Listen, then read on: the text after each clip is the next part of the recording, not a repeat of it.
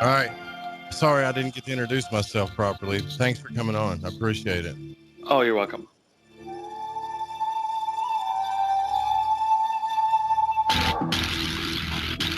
Mr. Walton, did you make contact with aliens? Were you taken to another planet, to a mothership?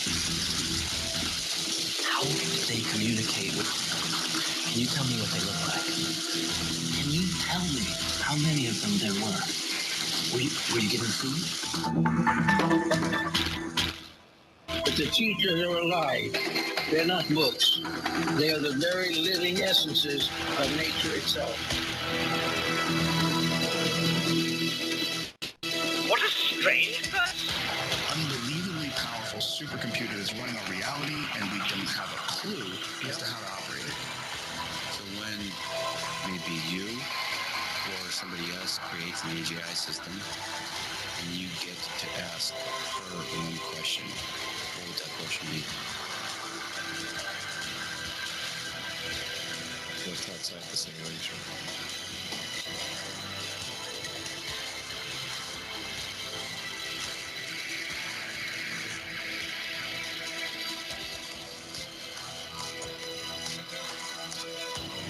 Say in your mind, say to yourself, I am more than my physical body, because I am more than physical matter. I can perceive that which is greater than the physical world.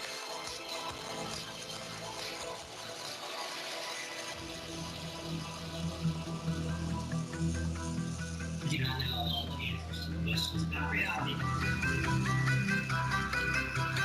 I do not claim to know the ultimate truth about life. I see that which is illumination as a part of Babylonian's doors of consciousness.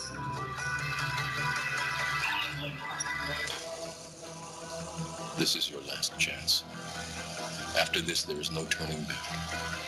You take the blue pill, the story ends. You wake up in your bed and believe whatever you want. You take the red pill, you stay in Wonderland. And I show you how deep the rabbit hole goes.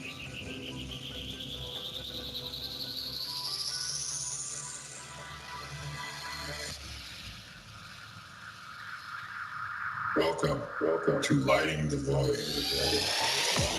Broadcasting from a shack on a hill in the mossy creek bottoms of King Creek, Arkansas. This is Lighting the Void, and I'm your host, Joe Roop.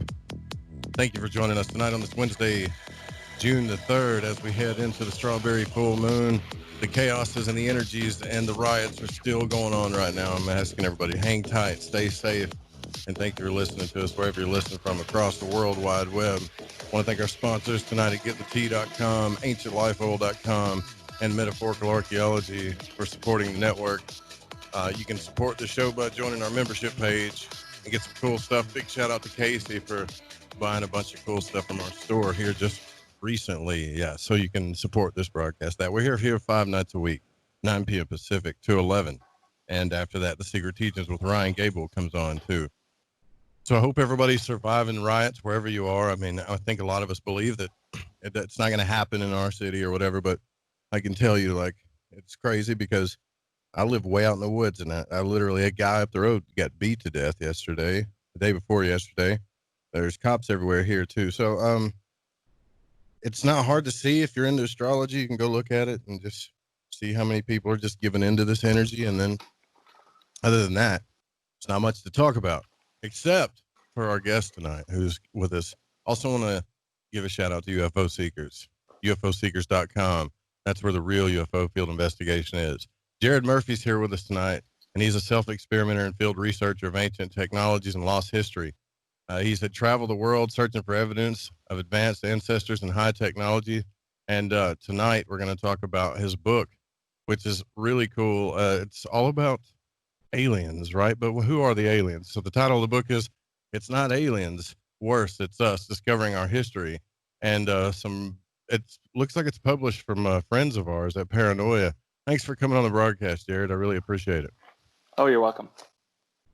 So you are, I mean, I got to get into the story, man, because this is like a new, it's not a new thing, but here recently, a lot of people have been looking at this like, oh yeah, are we the aliens, right? So when you went into this research, where did well, just tell me how this began, actually. I'd really like to know how you got started in this. Yeah, cool. It was not originally going to be nonfiction. It was a bit like Michael Cremo starting Forbidden Archaeology, where he thought it would take like a few months and he spends 10 years on writing it. And I thought, hey, I like following some science fiction. I like looking at the combination of some history with the Paracas mummies of Peru. They're some of the oldest mummies ever found. They're 9,000 years old. And I thought, okay, well, wouldn't it be neat if a secret government organization could reanimate cellular DNA, reactivating memories? And I thought, wouldn't it be a great fictional story for governments to be kind of fighting for really the oldest mummies they could find that could possibly reanimate and remember where ancient lost high technology was? I thought it would be a great fictional story. So about 4 years ago, I ended up spending almost 3.5 years working on this. And the first thing I find, which is not the sexiest subject for almost anyone listening, so if you're looking to go to sleep, here's the moment: engineered soil. I went very quickly from looking at the Nazca lines, the Peruvian Paracas mummies, and the next thing I know, I find terra preta. It's an engineered soil. It's Portuguese. It's found in Brazil. At current estimates are that there's an area over the size of Spain, and then it's in Australia. It's all over America and all over Europe, and they call it Chernozems or terra preta. And what it is it's soil that is engineered not by accident, but by man using biochar, which is different ingredients. But the interesting thing is this terra preta and Chernozems are all over the earth in areas that were supposed to be nomadic. And it's can be 15, 20 feet thick, and it can filter carbon dioxide. It can filter heavy metals. It can filter fertilizers. And it's an engineered soil that wouldn't just be good for growing, but it also has electromagnetic properties. And that was just the opening beginner, where I start revisiting all the technology that a lot of great alternative and mainstream researchers are looking at and going, wow, well, this is an ancient geopolymer, like in Cadiz, Spain, where it's like Teflon and it's thousands of years old and we can't remake it. And then you got soil scientists looking at the soil for 100 years going, we can't engineer this. And then we have DNA scientists, like at Harvard, they printed a 52,000 word book on DNA 7 years ago. And the way we look at our past has always been in this Victorian storyline. And it evolved where 3.5 years later, there's a lot of rabbit holes to go down to really look at our past and realize that not only is there a missing story, but the technology is there. And when you look at it holistically from a nano level of the soil to some of the engineering findings, and also realize that with some of the findings like off the coast of Cuba, where you have an entire pyramid city off the coast of Cuba, which was found 14 years ago while they were hunting for Spanish gold. And this is at a depth of 1,700 feet. So I have a map. I have many maps in my book. And when you look at, and it took many months to piece together with the help of an artist and a cartographer to, if this city, even if you count everything for plate tectonic and shifting and what we know of the world, our coastlines are not where they are. Like if you think of Doggerland in Ireland and between the coasts of Scotland, Ireland, and France, that was one land. Even up to 8,000 and 5,000 years ago, the continents and the coastlines are not where they are today. 50,000 years ago, when this city off the coast of Cuba would have been above ground, the Mediterranean and the Caribbean would have been more lake-like, and many, many different landmarks on Earth would have looked differently. And so what we have is a very hodgepodge story that we've told ourselves about our history and about our origins, when in reality, if you look at we can certainly talk about all the different technologies found right down to the soil, But at the end of the day, what I found in 3.5 years of research is that it's very likely that a highly advanced group of humans achieved that success, fell, and likely to this day, what we have obviously very many brilliant and smart people have seen they've seen aliens. But are they aliens? Or is it people who recovered over a catastrophe, whether in the hundreds or thousands or tens, and rebuilt themselves while the majority of our planet stayed on its own course, where a few collected what was left after a catastrophe and rebuilt themselves? And what we're dealing with when the Navy and the Air Force openly admit, hey, we've been looking at UFOs as of last year and we want your help. Are we looking at genetically modified humans? Are we looking at people who have been here in a much higher, more advanced capacity than we've wanted to consider? It takes a lot less hubris to say, well, the only way we could find this giant pyramid or this giant polygonal wall, the only way we could at all explain this is somebody came from somewhere and helped us. Unless you account for the fact that we're only looking at our coastlines from hundreds of miles in, and the majority of the human race and its story is still hundreds or thousands of feet underwater and miles off of current coastlines. And we're looking at the inland remnants of some very highly advanced structures down to soil, and soil is not fun to look at. But that's what I spent 3.5, 4 years doing to get to where we are. And I'm super excited to be on the show. Well, man, we're good. It's good to have you here, because I'm a spiritual guy. Don't get me wrong. I'm a spiritual guy, but I'm not past this idea, based on all the evidence, especially that what we're calling spirituality may be something that we just really don't understand. Number one. And number two, it's like a lot of stuff, including what you're talking about, leads back to a seeding of a race. There's just so much stuff out there. I think your book is really cool. You know, I've had the chance to look into it. I haven't gotten to read all of it, but I think it's really cool in the fact that this kind of carries on things like, Robert Schoch and John Anthony West. We're just kind of like people were in the beginnings of showing us like, hey, man, our history's kind of messed up here. This ain't right. Yep. There's something going on. And that's what these guys did, right? They opened the doors to say, hey, something's going on. We need to look at this. And now we're digging in deeper. And it's funny how you're talking about the soil, because Monsanto right now has a patent on a seed that can grow in aluminum. Why? Oh, why? That sounds rough. So, yeah, I mean, soil isn't like a boring idea. And, not to me anyways. And, that Grant Morrison, he's into chaos magic and stuff, and said he wanted to meet aliens and got into this altered state so he could meet aliens. But the aliens told him that they create this larva out of a soil to seed planets. And this guy's just, I wouldn't say he's a researcher or a scholar, but he talked to an alien, that's what they told him. So I don't know. It's all interesting.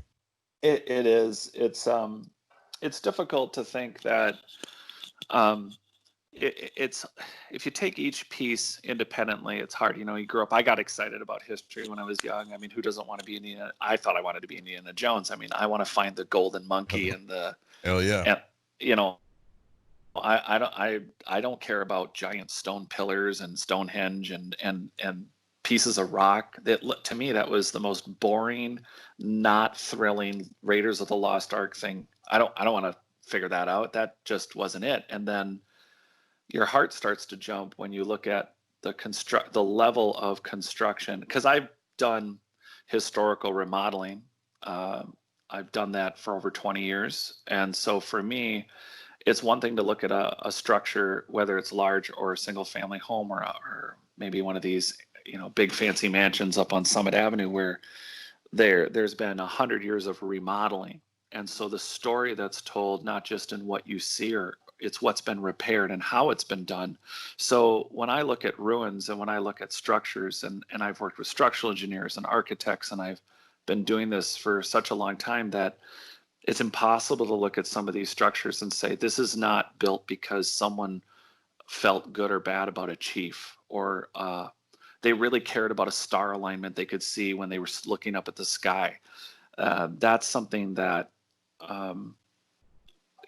there's always been societies, like right now, the estimates are around 100, and the specifics of 155 tribes and how they've counted that, but 155 non-modern peoples live in either deserts or tropical environments or islands that are considered independent to having our technology and what we're even speaking on. And they've always lived side by side. I mean, if we lost our cell phones and our cars and our modern way of life, there are many of us that would not survive a catastrophic event.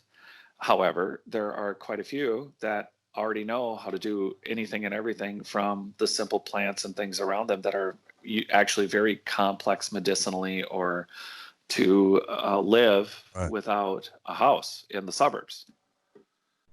And these are the... Yeah, go ahead. Sorry. No, please go ahead. When you look at the soil, what, how far back does it go? I mean, you might have answered it already. I might have missed it, but how far back can we trace it to where we can actually draw a line and say, well, this soil that looks like it's been engineered. And did you say nanotechnology, like it's been engineered that way? Yeah. So there's been some testing, and some of the testing has shown it to be around 4,000, 4,000 to 8,000 years is some of the testing for submicron remnants. And so this is like very specific. It's very specific soot that has to be created by the hand of man. And where they've tested, there's been papers on it. There's one I quote from 2002 from Global Biogeochemical Cycles, volume 16. That's one that I quote. But what's the bigger question, like what you're asking, and this is something that's super exciting, and we know that there's Chernozems or black soil or terra preta here. I'm in the Midwest. I'm in Minnesota, in the Twin Cities, and it goes all the way into Canada, and it goes all the way down into South America. And we know that it runs across from the Danube and the middle of Europe all the way through Siberia. The issue is all of these areas, the majority of the areas, and it can run 20 feet deep. It can be a few centimeters. Its age, what's interesting is that these are areas that were considered to be nomadic.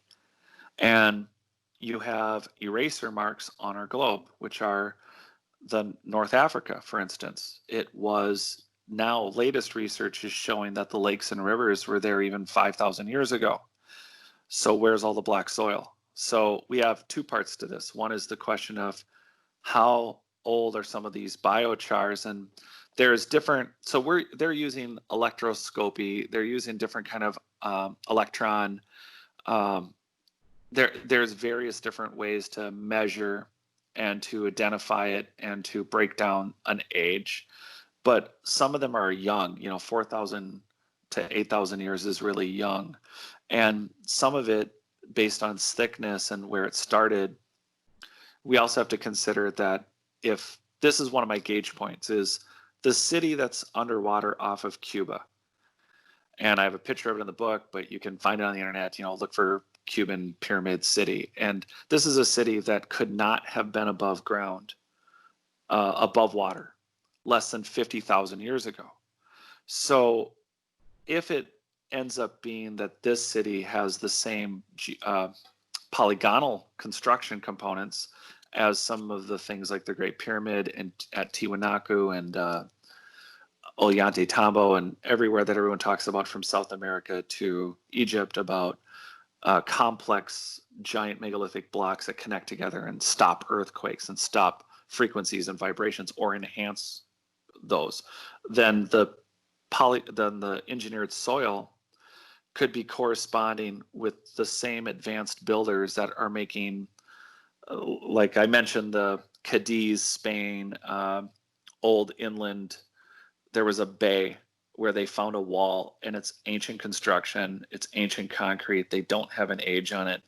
but it is geopolymer, and it has a surface on it that's like Teflon, and no barnacles grow on it. And it's at least, from some of the other stuff they found around it, they figure it's at least 3.5 to 5,000 years old, but that's erroneous. And so with the soil, how do we explain something like this in an area of Canada that was just supposed to be occupied, from a traditional look, post Younger Dryas, we're saying Canada was, well, there was a land bridge, and standard academia says, okay, well, everybody came over down the ice and they occupied South America and everywhere in the last 12,000 years. Well, we know from last summer, actually 2 years now, 2018, 2019, that the LiDAR scans in Guatemala have shown over 40,000 structures in 800 square miles. And we're talking hundreds of pyramids, thousands of buildings, and raised superhighways. And right now, the archaeologists and paleoanthropologists in Guatemala are saying we've grossly underestimated the populations of South America and Central America. So if you're in Central America in an 800 square mile blip of Guatemala, and Guatemala is it's not a small country, it's a big country, but it's not remotely the size of the rest of Central America, and it's proportionally now has LiDAR scans showing over 40,000 structures with hundreds of pyramids that no one ever saw, and we're grossly underestimating the populations. I think we need to immediately consider that post 13,000 years ago, post Younger Dryas, post this very identified apocalypse, we're talking about tens of millions of people, and this soil being as rich as it is, it's the best growing soil on earth. We're talking about being able to support a population that may have been larger than the one we have now, and it may have been on all continents. And what are you going to do if we're not doing that? It's hard enough to want to piece together.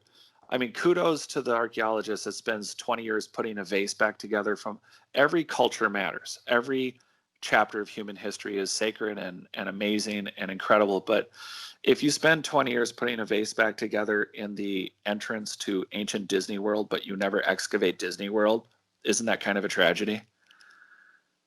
Yeah, right. Yeah, I see what you're saying.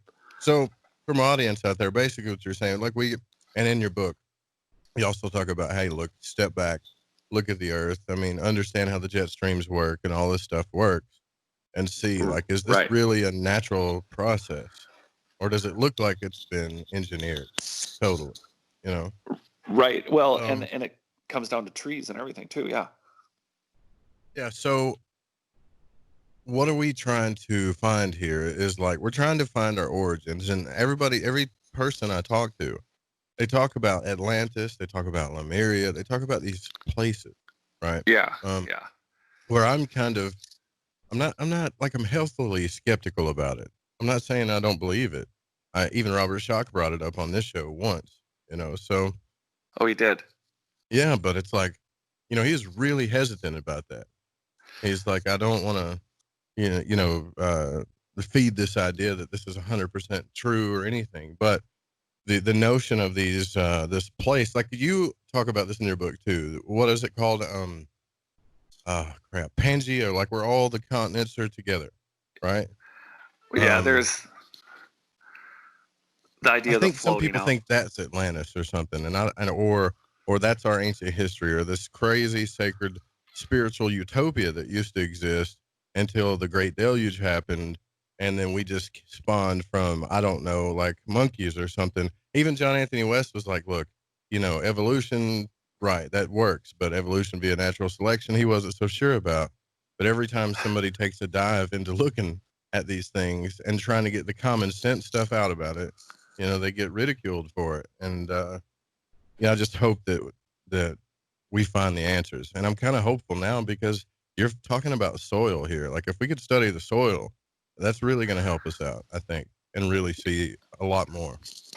Well, yeah, because it also goes into construction, because like I said, my construction background, then you have these large polygonal walls that are left, but we're calling them walls. In a lot of the cases, we might be looking at the foundations of buildings, that the materials that you see that would the metamaterials, like the final surfaces, not just plaster, but metal, plastic, glass, all of it, crystal. The finished surfaces may not be there any longer. And dynastically, when you look at the Egyptians or the Greeks, who, I like Eric von Daniken, one of his books recently, they were discussing, here's the Greeks are pointing to some of their most sacred and holy sites, and they all line up on, and I do bring it up, they oddly line up on golden ratios.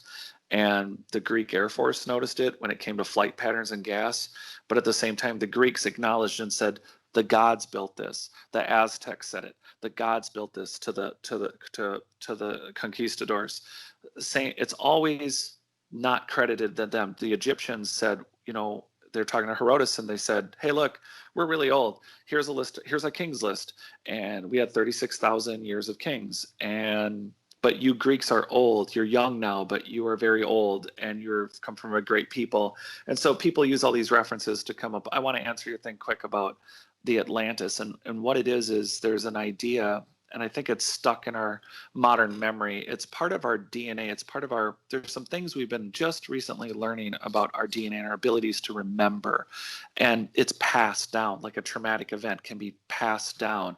An instinct, something that we call an instinct or a hunch about something being good or bad, whether it's a plant or a situation or a sound, are actual genetic memories. And when I brought up these scientists at Harvard that recorded a book, they're up to recording 215 just so we're clear on this, they're up to 215 gigabytes on a gram of DNA. And that's and DNA has an endless level of memory. And so throughout this time, we've gone Atlantis, we've gone Lemuria, there's one place, one time where we came from. Well, these are all post-antediluvian Younger Dryas ideas. They're all born out of this Victorian, and I'm not trying to squash anyone's ideas here. It's fascinating for me as a kid to grow up and hear all these stories about Cleopatra and the Romans and Greek gods and Norse stuff. And, then there's some stuff that happens in the East. There's some stuff that happened in China, but, everything started in the Fertile Crescent. Well, the genetic assumption on that was based on Neanderthal and Denisovan genes and where they were or were not absent. We barely just finished mapping the human genome. We thought that we didn't even know there was a helix, a double helix to the DNA. Then we find out there's a quad helix to the DNA. And then we find out we can actually store information on DNA. And then you have a lot of people saying, well, in a past life, I was this person. Well, is it possible that you might have the stored memories of every human being that's ever lived, and you might be hyper-focusing? Yes. Yeah. I've always thought the same thing. It's like, they always say, I was a Greek god and I was this, or I was a king and a queen. I'm like, well, who was the guy shoveling manure? You were never Bill the manure guy. Yeah, right. Yeah, but everybody's tapping into these great and wonderful people, and the more I read stuff like Carl Jung and the more conscious experimentation I do, it's like, wait a minute, we're probably just tapping into everybody's lives. Right. So there's a chance.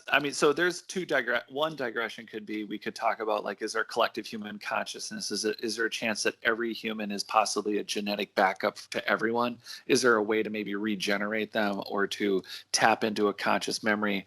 But part of the gray area is of the technology and our history, which is, how do we start with the soil? And literally, who wants to be the nanoarchaeologist? Who wants to be the first person to go, well, let's take Tiahuanaco, ancient aliens. Everybody loves to talk about Tiahuanaco. Who wants to be the guy with the nanobots that has to go out over 1,000 square miles because every jerk in the neighborhood quarried the stone for the last known 200 years? They quarried out Tiahuanaco for people to build local buildings. There's magnetic properties, there's razor sharp edges, there's machining. Christopher Dunn, the engineer, has written his book and his work on this. Brian Forrester, there's so many people who have looked at this in Ancient Aliens. The truth of Tiahuanaco it's a great site in South America where the details left on the blocks, the megalithic blocks that are there, are so precise and so precisioned. We can't reproduce them, but they also have magnetic qualities, but that's just what's left. And the sad part is a lot of them, although there's been excavation, they're in mud. And what has been known and written about, and I've read some of the 1800s and early 1900s archaeological reports, it was known by those archaeologists 100 years ago that the locals come and they bust off stone. So you have to send a bunch of nanobots through the air to not only like dig up soil and piece together what you would think is like 3 crystallized bits to come up with a wall, to come up with a panel, to come up with a building. And are you going to get a TV show for that? I don't know. Right. Oh, yeah. You want to watch that? Hey, we're on part. We've almost rebuilt a hand cloth. Yeah, that's right. Yeah. I totally get what you're saying, man. We got to take our first break here. I want to get into a little bit deeper into this and also kind of get into the theory about, aliens and our origins with our guest tonight. You guys stay with us. We'll be right back.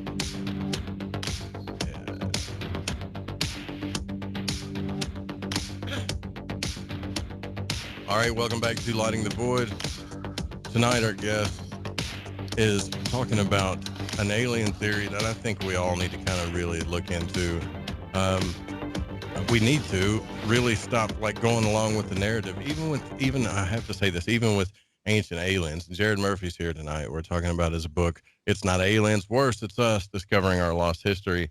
And in the first part of the show, I think it was funny how you're like, well, this is not going to be a super cool story, but we're going to talk about soil, Yeah.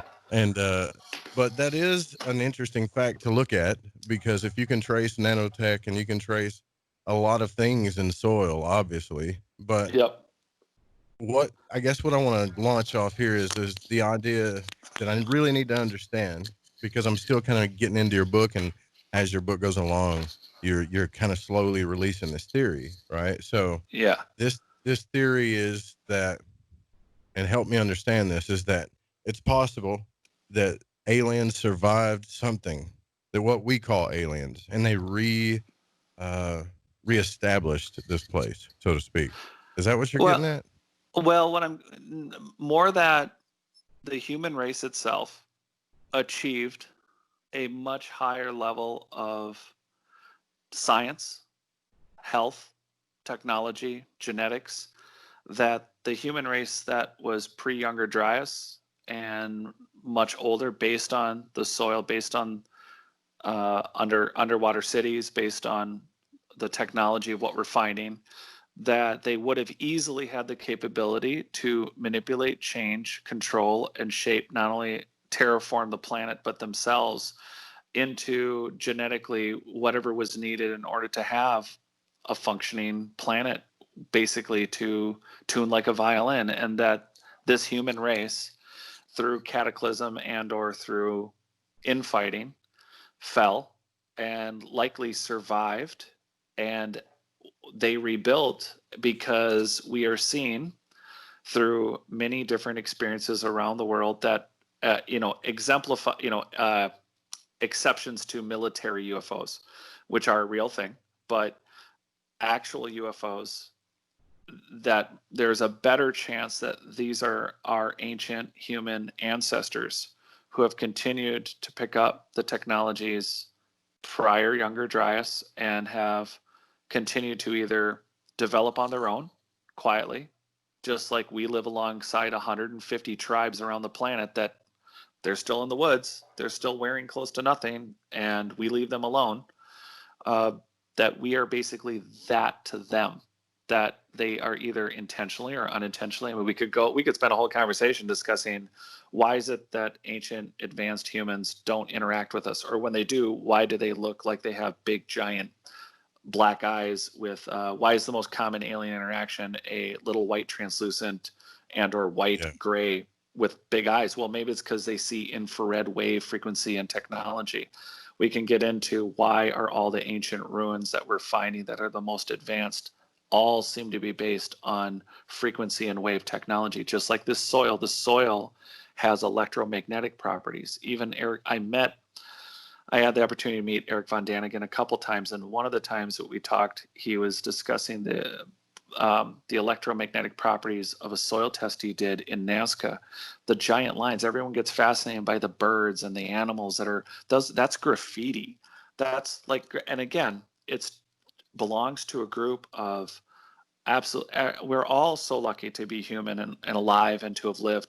There was a group of humans that at the point of their technology, they put down birds and they put down sacred animals on the Nazca lines, but the true Nazca lines are long, kilometers long, unbending, unchanging, arsenic laced, totally engineered. Yeah, you can scratch a picture on the Nazca desert and it's not going to go anywhere, but the Nazca lines are earth circuitry, and that same circuitry is also in other parts of South America, and it also has electromagnetic properties, which is just the same as the soil. It's not just about growing food, it's about having soil that these people didn't engineer a technology you just held in your hand. They engineered the earth to function. So at that level, when we can talk about whether it's a bioengineering or whether it's a engineering of the soil, but frequencies, waves, that technology that would involve that would also allow you to see it and feel it. And if you're doing 0-point turns, it's easy to mistake a human that could trip out their own body like some people trip out cars with spinny wheels. Yeah. I see what you're saying. I got to say something incredibly stupid here, though. I mean, and it's, I tend to say these types of things, but I don't care because it's on my mind. If these are advanced beings, couldn't they have like developed themselves to be sexier figures? And don't tell me that they threw that out, because that would really kind of suck, you know? Oh. But everything else is like awesome. You know what I mean? Okay, I'm totally digressing because one part of me just wants to say, Yeah, that's stupid. Yeah, see, yeah. So part of me is thinking, boy, I just find you attractive for your mind. Tell me that equation again. Yeah, right. Like we're just too dumb to get what turns them on. Yeah, that's probably what it is exactly. You know, you're right. Or I got another one though. Or have you ever heard of synesthesia? I've heard the word. I swear I have. Someone's told me. What is it?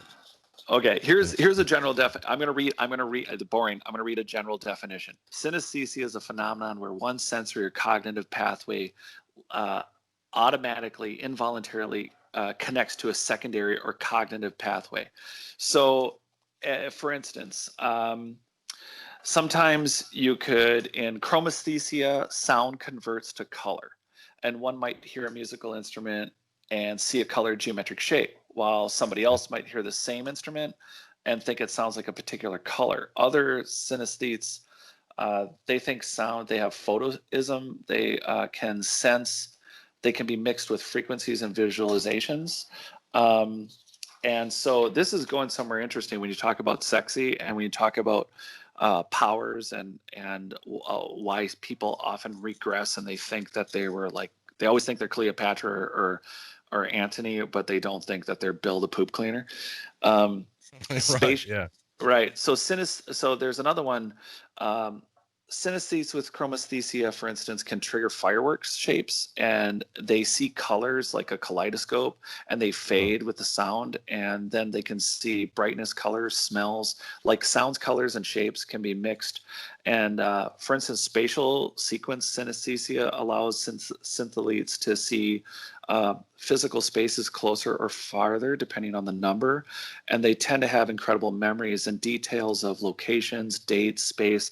It all floats in their minds. So what I'm getting to is 20% is the estimate of the human population has synesthesia. But the interesting thing is it mixes across all the senses. So there's auditory, tactile. You can hear a sound and it can induce a sensation in your own body.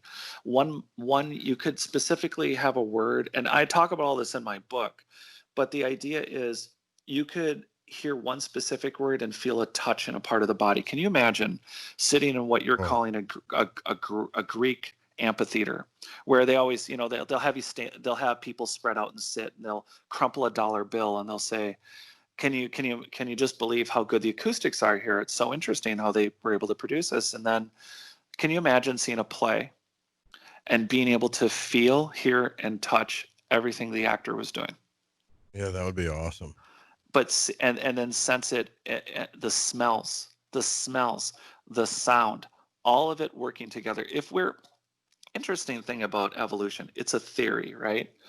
And the interesting thing about that theory, it's not, and I'm not going down my upbringing of Catholicism here. I'm not going down that road. But the idea of, if we only get things through a forced adaptation, here's something that should make you scratch your head as a side thought.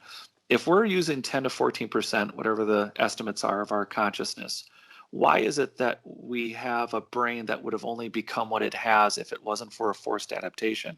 Ergo, would it not be assumed that at one point we had forced our brain to be at a functional level to have it gotten the brain we have because we had already been using it? And now we're in safe mode. Now we're just like a computer that's broke. And when you have the images of the third eye and the idea that we could, through the pineal gland and the ocular nerves in there, that we actually could, through these things that we're either, and again, I'm not a skeptic to being spiritual and mystical, but here's the deal. When you have a 747 and you crash it, and let's just say it's basically intact, but for 100 years, you can't get it going, and then people forget about it. Well, 600 years later, let's just assume it has the best battery ever, and you can bang on the blinky board, i.e. the cockpit control panel, and it makes blinky things. But if it's only been making blinky things for 1,000 years, and that's your whole religion now, then the blinky box makes blinky things, but somebody else is going to stand, look, and go, that's a 747. You're in the cockpit. It flies. You just have to start. And there's and this is the operating system, and this is this. Right. Yeah, I get what you're saying. But if you've only been hitting it as the blinky box, and a couple pandemics and a few catastrophes and a few wars later, it's the blinky box and burn everybody at the stake, if you don't know that it's the blinky box, then it's not a 747. So when you have an ability like synesthesia, this is a powerful thing. And I talk about this a lot in the book. Imagine being at a construction site and you're building a polygonal wall. And I brought it up once already. They're all over the earth. They're on every continent. Yet everybody was separated. But on every continent, there are walls that are made out of hundreds or thousands of ton stone blocks that aren't just big. They're shaped to fit each other, to match, cancel, or receive waves and frequencies. They cancel earthquakes, or they can also transmit. We could get into the technology of them, but the point is, let's say I'm sitting at one of these sites where they have these complex puzzled pieces of polygonal masonry, where you have a 3 foot wide, 2 foot tall, 6 foot tall, 12 foot long stone that has 5, 6, 8, 15 sides. Some of them cut as small as a finger, but they're totally flat. Each of these blocks fit together, not at the point where you'd miter a baseboard for a bedroom or for a wall for modern construction, but these aren't just mitered to fit together where they say, isn't it incredible? You see it on all these shows. Hey, look, you can't fit a piece of paper, you can't fit a pen, you can't put a knife in between them, but it's the whole length of the stone. But when you're like, well, they must have heated them or agitated them or put them together like marshmallows, and then but for the cuts themselves, could you imagine with a synthelite, someone who had synesthesia, they could imagine hearing the song Ramble On by Led Zeppelin, and it's actually the entire sequence cut pattern. And when you look down, you can visually see in a color pattern every bit of the stone that you have to shape away to make it fit perfectly. That's amazing, man. Yeah. But that kind of explains, like when you look into sacred geometry and the Pythagorean teachings and stuff, he was tapping into that. He was seriously tapping into that. And I think that there's something to the whole Western mystery tradition that got taken over by power and corruptness and all this other stuff. But back in the day, these guys, these builders, they knew this stuff. And they put it in these structures and things to remind us. I think it does something also to the subconscious. And now I think we're starting to wake up to it. Have you heard of do you know what biogeometry is? No, you'll have to explain it. It's kind of like feng shui, but instead you understand how geometrical shapes actually affect the energy of certain things. Like you could build a city with the right kind of geometrical patterns and shapes and things like that, and the energy, not like the energy of the place, the vibration of the place, everything is going to be absolutely like stellar utopia. Even the people and the energy around it are going to feel better.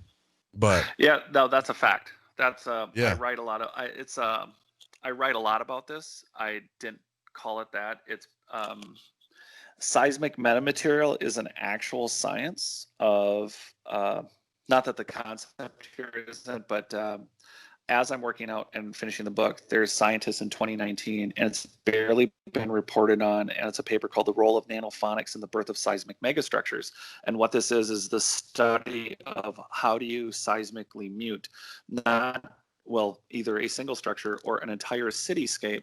And these scientists were able to, and this is incredible. This should be like on the cover of Smithsonian, but it is kind of new. I guess the world of science moves kind of fast, not exactly screaming fast here, but they noticed, they couldn't help, in quotes, they could not help but notice the striking similarity between an invisibility cloaking design and the architecture of some of ancient megastructures as antique Gallo-Roman theaters and amphitheaters. They built them, the science of the pylons that make up the structures show perfect symmetry to avoid falling or being hit and muting earthquakes. In other words, you could go to a Greco-Roman theater and also the city of Bologna, Italy. They laid it out intentionally, the towers that have now fallen. There's only a few left. In the 1700s, there was a couple hundred up. They were up to over a couple hundred feet tall, and they were huge, but they were laid out in a pattern that these scientists, which I go into extensively in my book, proved that the cities were laid out so that there would be parks and places of safe zone where every single, think about this, you have to know the earthquake pattern of the area that you're planning to build an entire city in. right. And then you have to lay out the soil, the trees help also, and lay out the city in a way that it's muted and completely at peace with the tremblings of the earth, but then also communicating energies and frequencies that you would want to capture. So remember when I mentioned that dollar bill in the amphitheater? Right. Imagine you and I are walking along and we're both sick. I have cancer and you have a new disease. We don't know what they are, but the Earth travels through the solar system, through the universe, through the galaxy, right? In vice, whatever. We can get argumented, Yeah. galaxy, then universe. But the issue is we pass through a storm. This storm is not able to be blocked out by the ionosphere.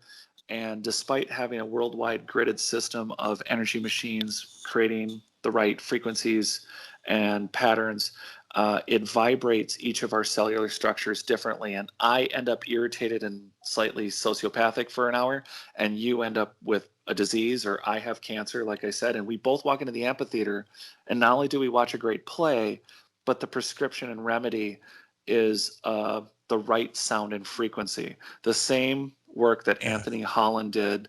Anthony Holland's TED Talks, and Anthony Holland is the man and the researcher and the professor that picked up Royal Rife's work and was able to kill MERS, leukemia, dozens of bacteria and viruses, and his TED Talks from 2008. And between that and laying out city structures, you are absolutely talking about a real science that is shown in ancient structures, and not just in their individual foundations, but in city layouts like Bologna, Italy. And then all over the world, we have spheres, giant spheres. They're found everywhere. They started to be found during the banana plantations in Costa Rica.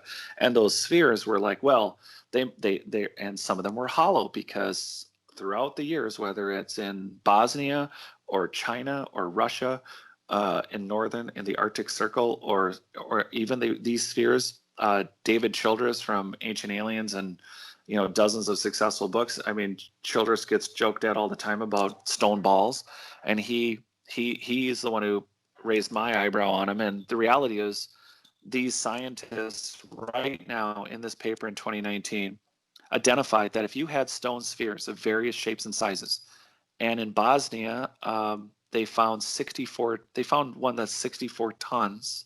That's not a small sphere. And then that's Dr. Samir Osmanagic and that group around the Bosnian pyramid. They started finding stone spheres around there.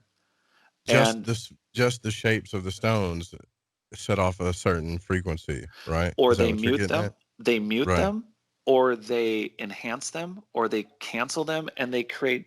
I mean, they're a seismic wave shield, and they won't. A series of these, if you had like a dozen of them, and they were different sizes, you could tune a single structure or a whole city. It's not just about canceling earthquakes. It's about tuning them in to the right frequencies and waves. And we're just starting to understand that. I mean, Tesla, everybody's been going on lately in a great way. They've been talking about Tesla again and about how he said, if you want to understand anything, you need to understand that the earth rings like a bell. It's about frequencies and waves. And we're at a very elementary age of it. Like you said, you brought it up, Shock, John Anthony West. They were pioneers. They stated something that, the Sphinx is so old. And John Anthony West, I saw the videos of him on YouTube saying, I got to get Robert Schoch here. And I heard the one when just to digress, I heard the one when John Anthony West said, now don't quote me on this. And you know how flamboyant he was. He says, don't quote me on this. But, when Schoch first came here and he finally saw it, he said, don't quote me, but this could be 200 something to 500,000 years old. And then, and that's in the video, and John Anthony West was quite the, individual. But at the same time, Robert Schoch goes on to do that work.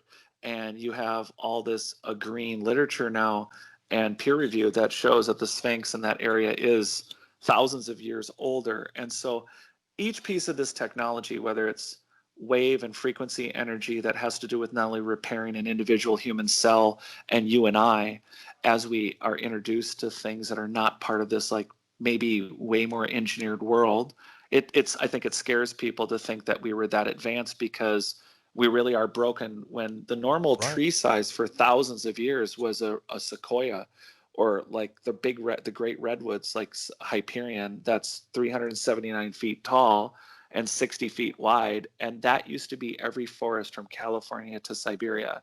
That was every tree. And can you imagine laying them out properly with these giant spheres and polygonal walls? I mean, we'd have a great planet. We could change the earth, period. And what if, and then therefore it's like these memories that we, and again, this is the careful part. We are loving, caring humans. The issue is when you are when you are in safe mode, and I am in safe mode with 10 to 14% consciousness, when we bang on the blinky board and it's really synesthesia. I was just fixing to say that. Yeah. Like the energies, all these different things are pretty much ruling us, not the other way around too. Right. And they might just be, it's just technologies we don't remember yet. We're close, we're getting there, but we have a legend about it. We have a mystical story. We have a poem. We have a folk song. We have a religion. We have something that mystifies something that was a very practical technology, that it's heresy or it's not as romantic, but it's the truth. And the problem is that when you have, here's the problem. The one criticism I have of humans is that if you drink blood, I'm just going to say this, if you drink blood out of fill in the blank skull for 1,000 years, it's a thing. It's just a thing. But the problem is you did it for 1,000 years, so now it's a thing. Great grandpa did it, you do it. If you're in the club, you do this. But the point is, if you have an old piece of parchment and it's like, well, maybe it meant this and maybe it meant that. The problem is it's all, anything post-flood that's been mystified is ridiculous. I mean, you got people with plates in their faces still. And it's like, well, don't disparage somebody's ancient culture. Here's the thing. We can't live like we're in the Middle Ages anymore. We are on the verge of awakening to the fact that we keep seeing unidentified UFOs. We keep finding highly advanced ancient technology in the ground. Well, what are we? We're stuck in the middle. But at the same time, we put filters on because we hear the word. If I just throw out the word Atlantis, you got a picture, and it's and then we relate to it. And then if we say Fertile Crescent, that's one thing. That's science. If I say Garden of Eden, you very much can throw on. I mean, if you're anything like me, and if you're from the South, I mean, I grew up an Irish Catholic, and yeah, in Minnesota. I know where you're going. In Minnesota. Yeah. You know? Yeah, we got to take so a break here. We are. here. I'm sorry though, but we got to him over the break here. But I want to like pick up just right where we're at when we come back with Jarrod Murphy, guys. Stay with us. We'll be right back. We're at the top of the hour. But check out this book. It's not aliens, it's us. Right? It could be. It could totally be us. Our lost history. We'll be right back.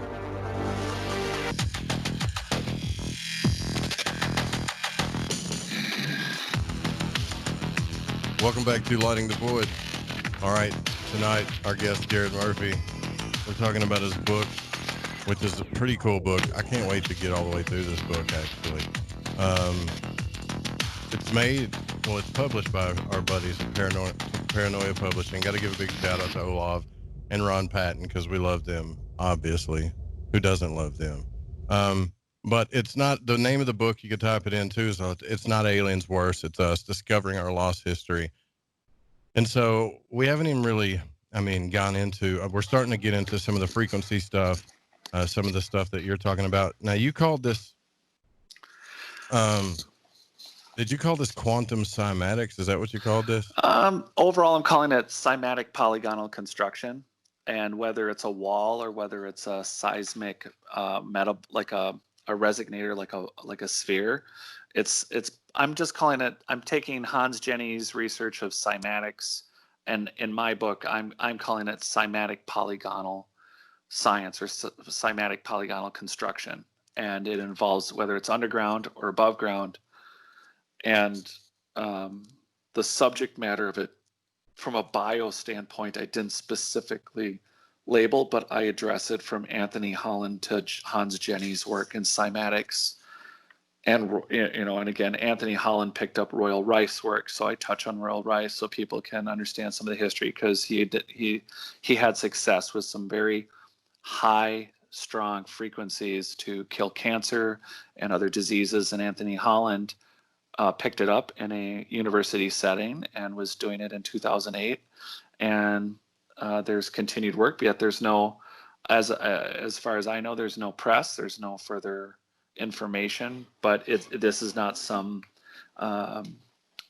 backdoor university. This is a TED Talked, well-published man who has actually killed MRSA and leukemia and a number of other diseases using frequencies and waves, literally shredding these bacteria and viruses under a microscope for all of science to see, and according to the TED Talk, be surprised that no one has done this. But when you look at these Greco-Roman amphitheaters, and when you look at these giant stone spheres that are found everywhere in these polygonal walls and this engineered soil, it appears that there was an ancient group of humans that very much knew that the earth was and the universe runs on frequencies and waves.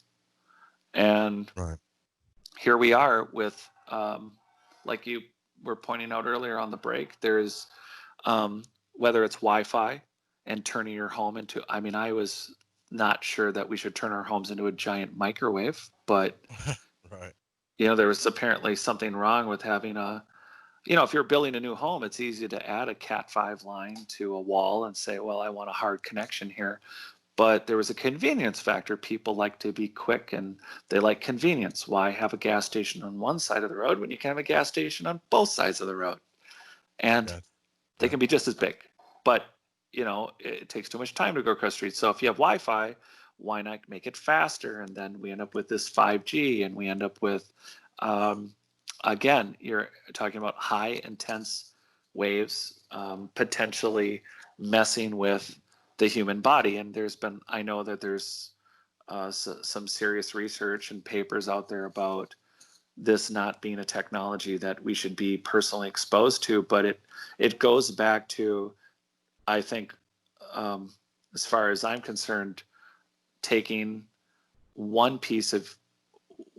part of what makes us human and by human, I mean connected to the whole planet. At the end of the day, I don't mean that it's all technology as in like we think of computers. I'm saying that we once were connected to the soil, literally connected, that there's plenty of evidence about barefoot running, like Barefoot Ted and Born to Run by Christopher McDougall. And you can spend hours about why you should be barefoot and the electron transfer between you and the earth. Well, everything from what you eat and the air you breathe is affected by frequencies and waves. Yeah, and there's, we were talking about that last night too, about the toroidal fields that Claude Swanson talked about in his books. If you look into a lot of the occult texts, specifically like Rosicrucian ritual magic ones, they've got rituals called the middle pillar, where you focus your energy up through your feet, using vision focus. And, by the way, touching each chakra, going down the middle of your body, vibrating a certain God name. Well, these God names may be Abrahamic, right? Because we understand that they're Abrahamic, but it's literally could not even be the name it could just be the frequency and the vibration that we're doing. Yep. When Om is a perfect example. The cymatic, what was scary was when Hans Jenny when they started doing cymatic research, and the symbol for Om matches up to what was what vibrates when you take sand and you put a frequency under, the point of cymatic part of the study. In order to visualize a wave frequency, you just put sand on a plate that can vibrate, and then you send a signal through a speaker, and it creates a pattern. And the frequency pattern picture for Om is something that may have been remembered from the technician, from the technology, from the human society that could engineer the whole planet. And the only thing that, when it got dumbed down and dumbed down and dumbed down, and not dumbed down because people didn't want to be smart, but perhaps it was a flood, a catastrophe, a war, and then eventually it was possibly a pattern that could only be remembered in a piece of clothing or in a song. And then you now have these chants, or it's banging on the blinky board. Something about banging on the blinky board works, and it creates a response, and it's in the realm of what we're hoping to have happen. And also I think we're optimistic people overall, and it runs on ones and zeros, and we figured that part out, right? Well, you know what I mean? We figured out the binary method of transferring data.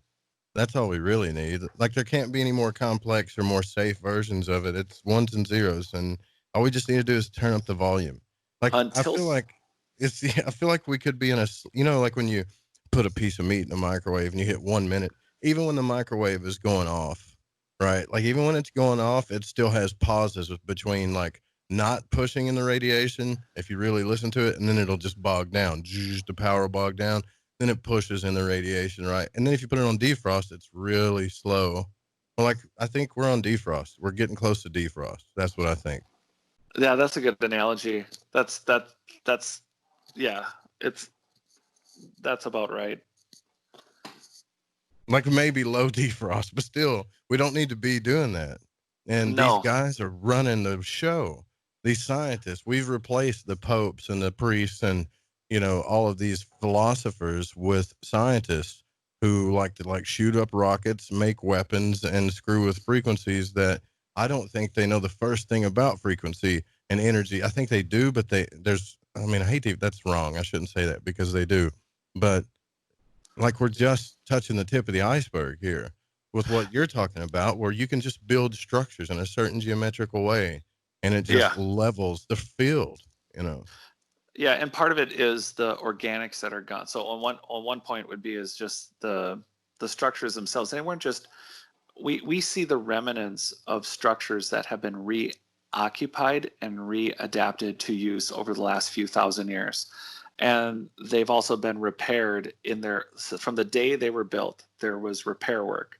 So you're not looking at structures that are ultimately in their original forms. And so we build stories and ideas off of these structures. And also, like you said, we don't know everything that there is to know. And then you have some pretty incredible people like Stig Severinsen and Wim Hof, who the first time he came to America, I got to meet him with 100-something, maybe 120 other people.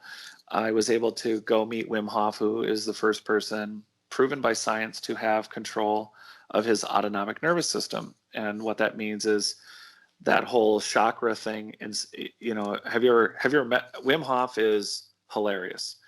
No, but I hope Pacho's listening, because we need to write that name down.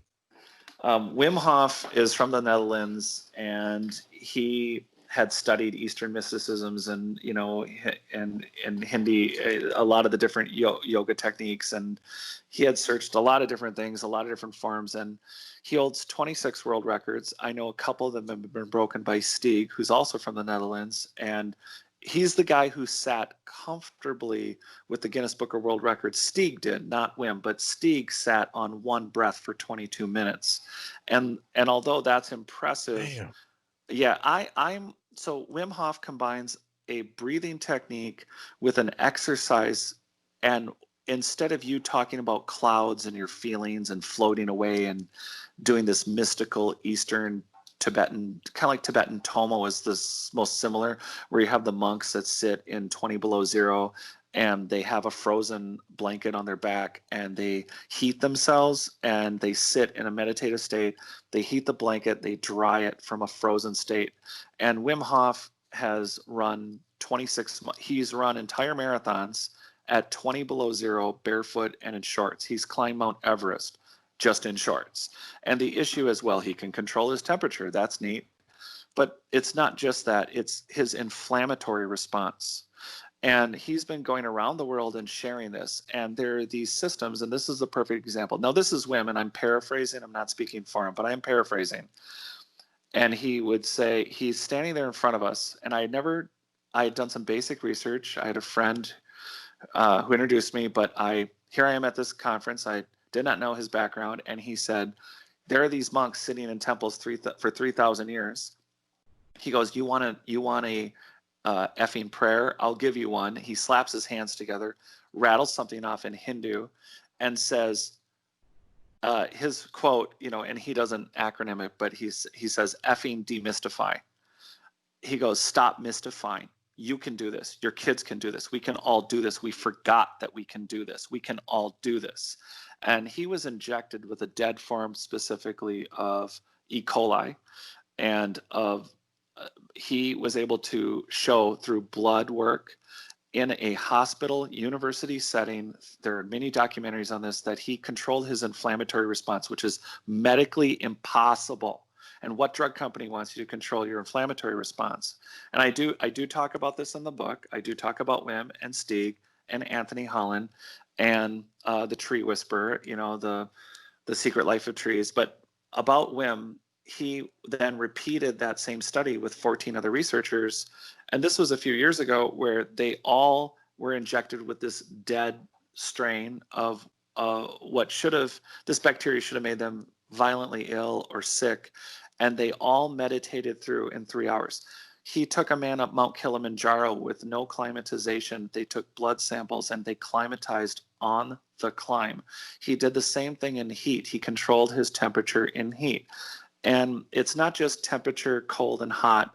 Wim Hof consciously controlling his immune system, his inflammatory response, and then sharing it with others is the exact opposite of secret monks that live in secret temples, that have secret systems, that have been banging on the blinky board and not sharing or keeping their systems that aren't actually connecting us back together. But people like Stig Severinsen and Wim Hof are sharing a breathing technique that you don't sit down and I will tell you right now, from practicing for almost 2 years, you do not think about clouds.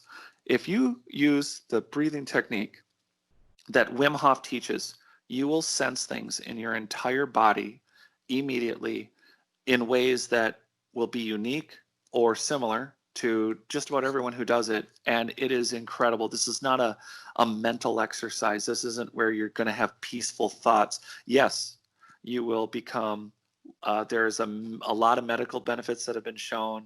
There's been a lot of research now on Wim. He's been studied here at the University of Minnesota hypothermia department. He's been studied all over the world. There's a lot of different layers, not just about what he can generate in heat, but the autonomic response, and it has many benefits physiologically to your mental state. But what I'm telling you is, this practice is not some mystification that hasn't done anything or changed in 2,000 or 3,000 years from secret monks that live in secret temples. This is something that Wim Hof does. He broke all these records, and many times it's in front of hundreds or thousands of people. And he's done it while he's talking to people. And this is not just a mindfulness to feel happy so you don't road rage in traffic. This is a connect you to the earth, a surreal, I've seen geometric shapes. I've experienced, again, there is an amazing, in my experience, there's been an amazing sense of control of like electro, it's difficult to describe the sensations, but you have this level of awareness and consciousness of every layer of your being, and not in some mystical woo-woo way. I mean, like, you feel it. This is grounding, and you can feel it. And I've reached a point where through the breathing exercise, I cannot breathe for 5 minutes. And the not breathing part isn't what's important. What's important is how much am I oxygenating my cells while I'm doing this process. And Wim is, to bring it full circle, Wim Hof is a perfect example of a real life superhuman that has gone on to teach and explain that we need to demystify and share this, that we are asleep, that we that all of us have these what currently are called superhuman abilities, but they're not. They're just things we've forgotten we can do. Right. I totally agree with that, man. Look, because how does a super synchronicity work?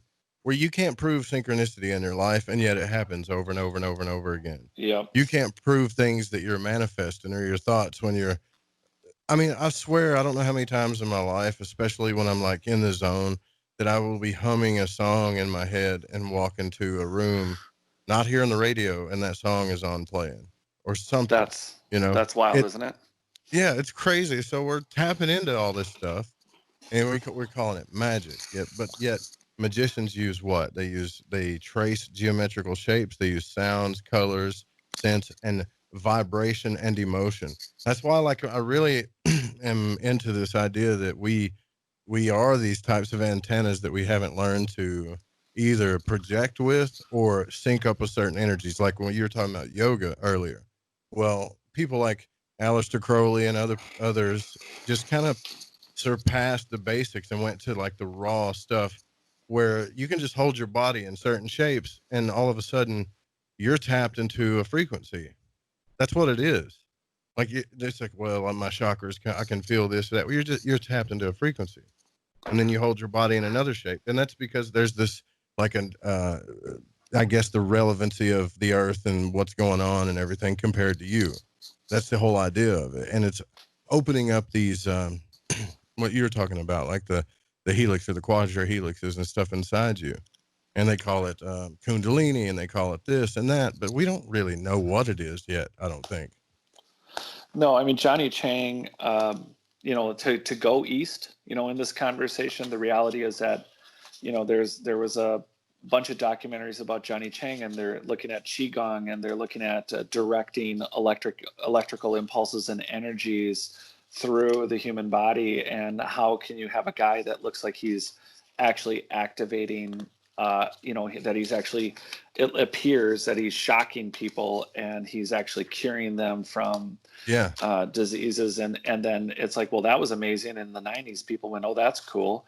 And it's like, okay, but hold on here, because we're in the East and we're not in the West. And I mean, there's been some crazy things being figured out recently, like water can burn, literally burn. It can create a bridge. That's something that we learned actually over 100 years ago. And you have a lot of properties, like Dr. Emoto Masuru. A lot of people have talked about Johann Grander as far as water consciousness and research.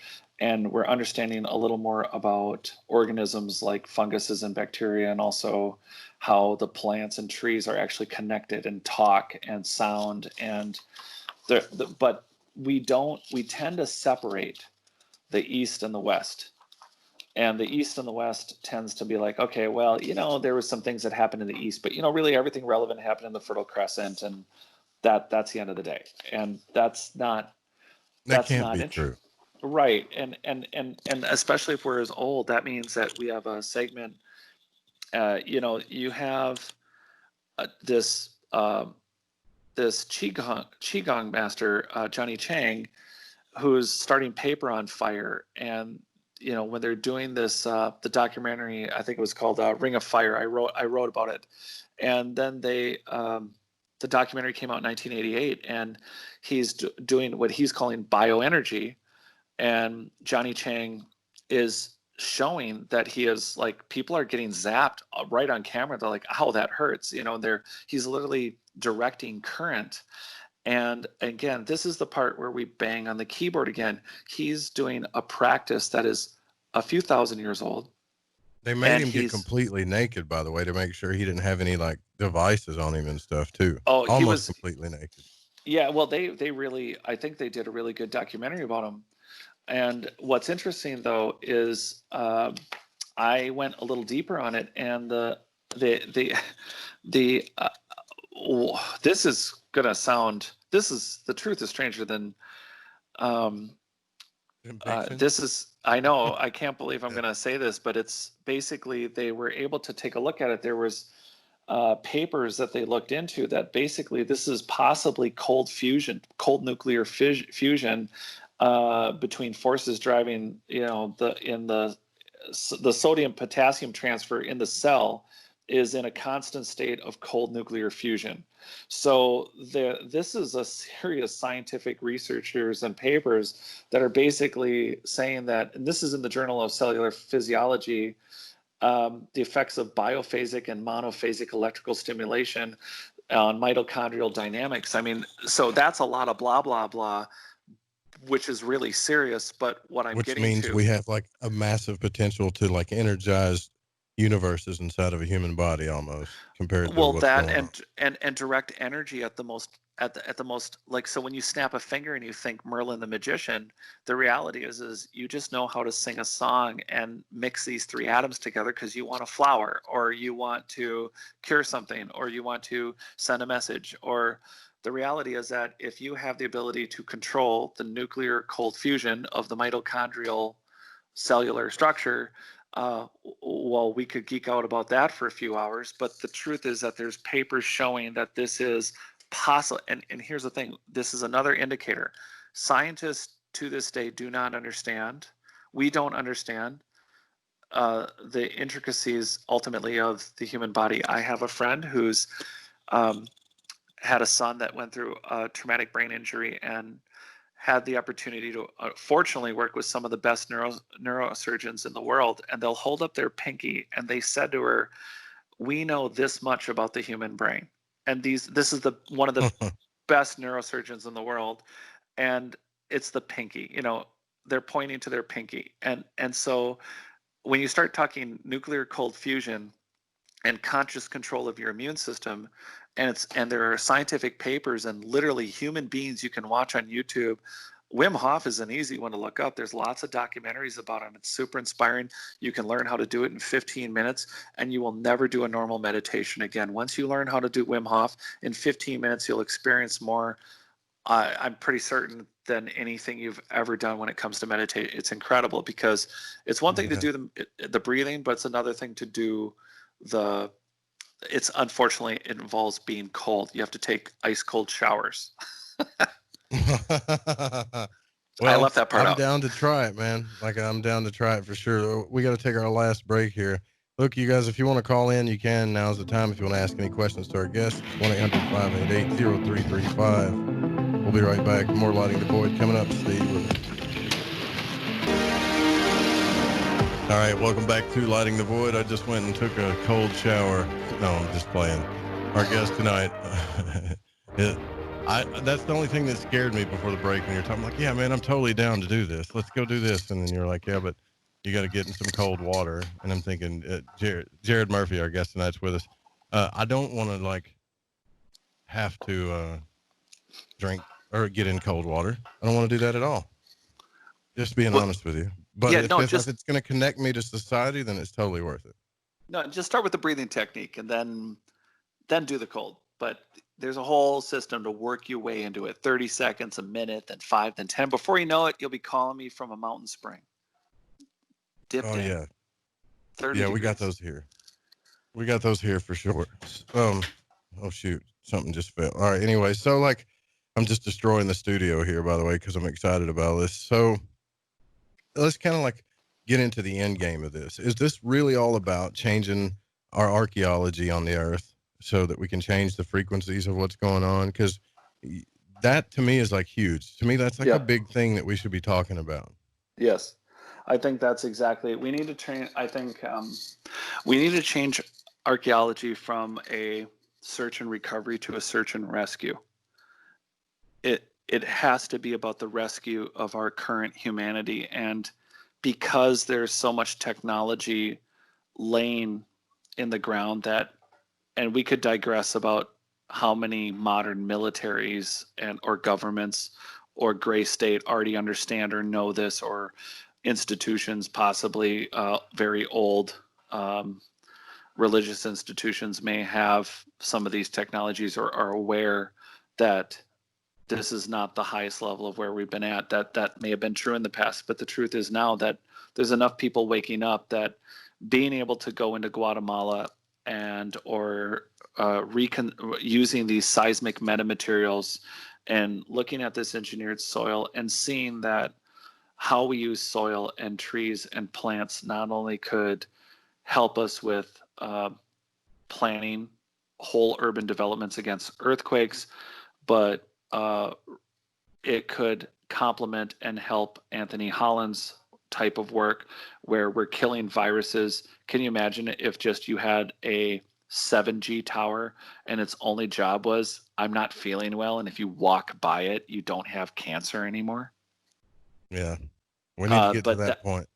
Right, and that technology and the way everything was interconnected, we need to put down these urges to either hurt each other. We are one race. We are one human race. We are so far away from the Middle Ages, yet people are doing and mystifying. It's disgusting. It's so upsetting what's happened recently, but also in reference to race, but also in reference to our religions, our separations based, our systems we're not, if there is a lot of different layers to archaeology. And one of the most obvious is that our history is so complex and so underappreciated that it doesn't show on one level that we are all connected, but we're not seeing it. And at the same time, these technologies could be helping us in present day, and that search and recovery then needs to happen. And when you send out an archaeologist and they don't find something, and I think this is super important, archaeologists need to be paid not to find things.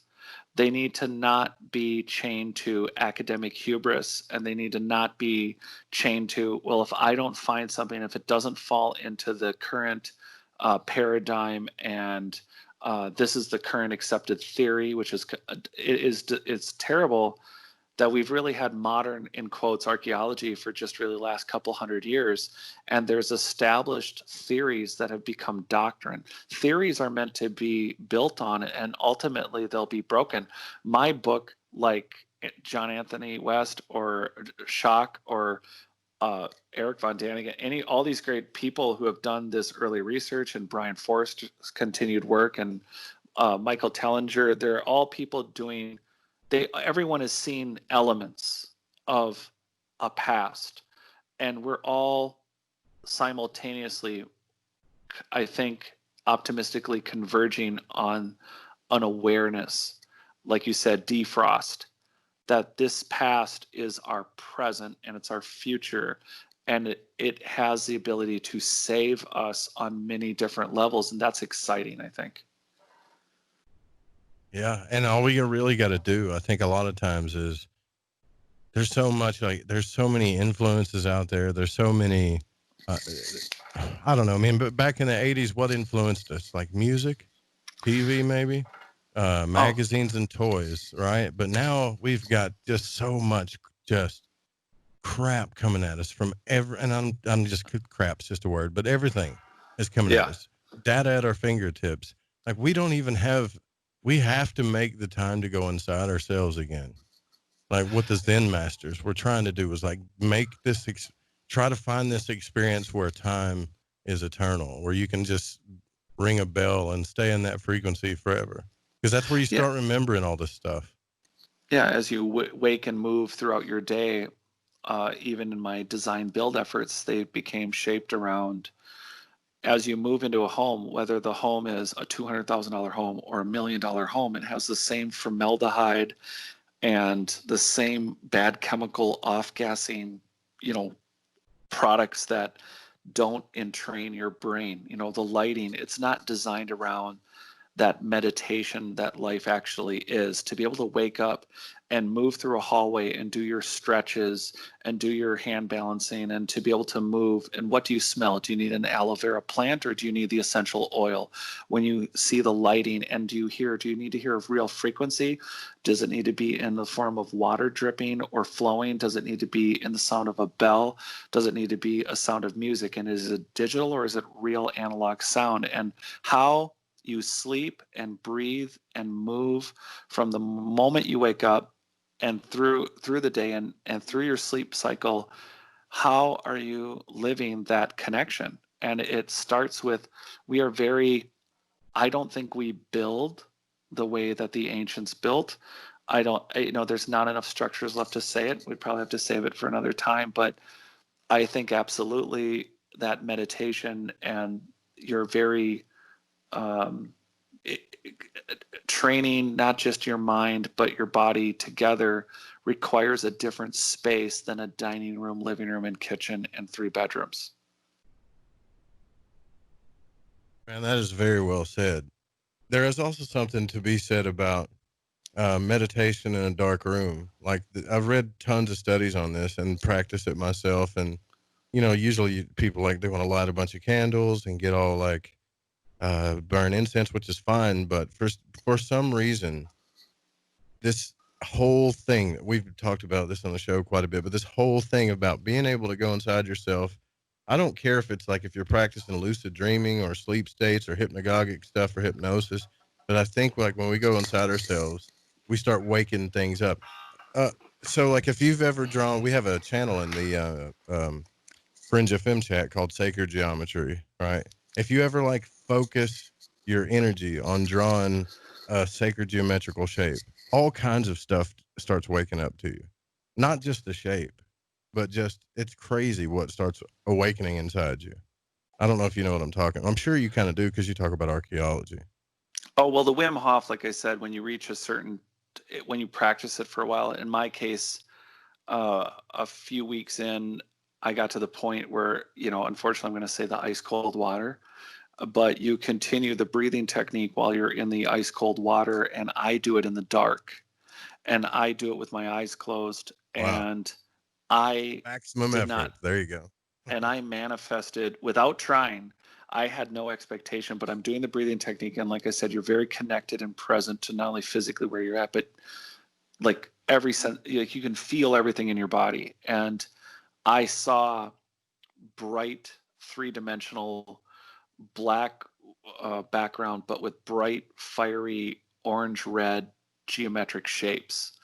And they were very consistent in size, and there was thousands, and they were dimensional, and it was a state I could stay in. And the sensations between what I felt I was controlling in my body, the sensation, again, you're not cold. So that's what's interesting, is that you're in the water, but you're not cold anymore. You generate your own. In fact, Wim Hof's book is called Inner Fire, but it's cliched, but it's what you create. You create an inner fire, but the ice cold water with the meditation, I ended up in this state where I'm totally in the dark and these geometric patterns are all around me. And I'm like, what is this? Because at first I wanted to discount. I wasn't in this meditative state. I wasn't like doubting that I was in the state. So it wasn't like I was going, okay, well, I think it's because I'm about to black out, or that there's these static patterns or something. No, these were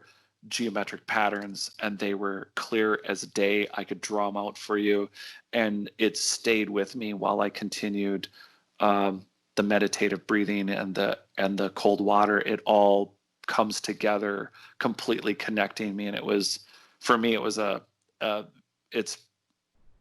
that's my experience with that kind of work, but I haven't done. Yeah, you're having experiences that people are having to do with psychedelic states, lucid dreaming, out of the body states, hypnagogia stuff. You're totally conscious. You're totally aware. Yeah, absolutely. And that's amazing. Something.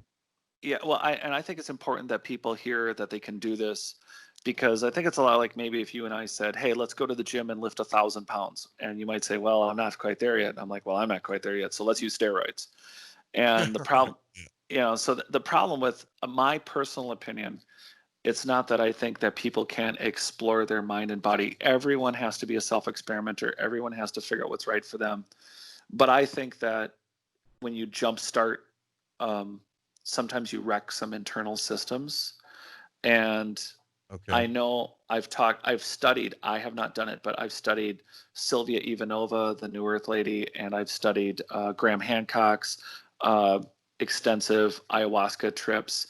And the reality is, I know that based on these other explorers, that they say that once you go down that road, you can't access it without assistance.